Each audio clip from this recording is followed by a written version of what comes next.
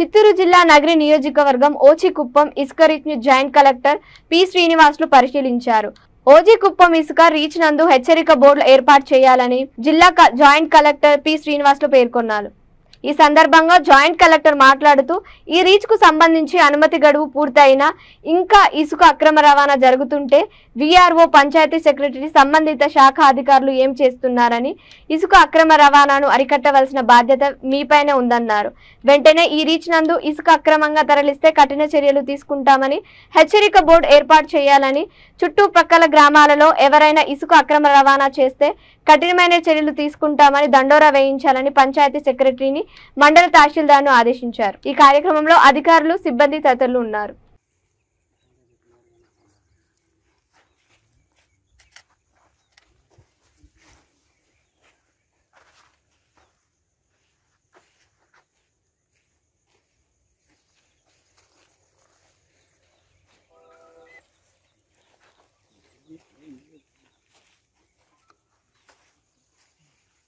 Elections అయిపోయిన తర్వాత ఎవరు ట్రై చేయట్లేదా?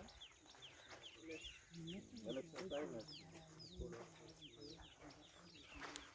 వీఆర్ఓనా అందుకని తీసుకోలేదు.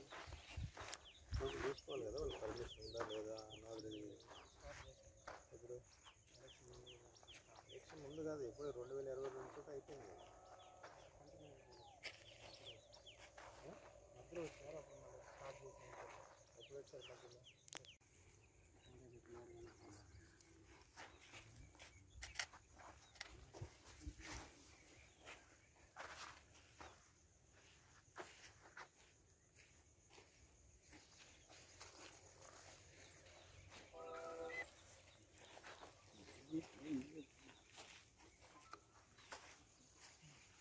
ఎలక్షన్స్ అయిపోయిన తర్వాత ఎవరు ట్రై చేయట్లేదా? ఎలక్షన్స్ అయినాయి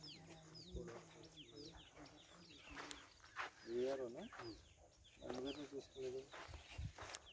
చూసుకోవాలి కదా వాళ్ళు పర్మిషన్ ఉందా లేదా అన్నది.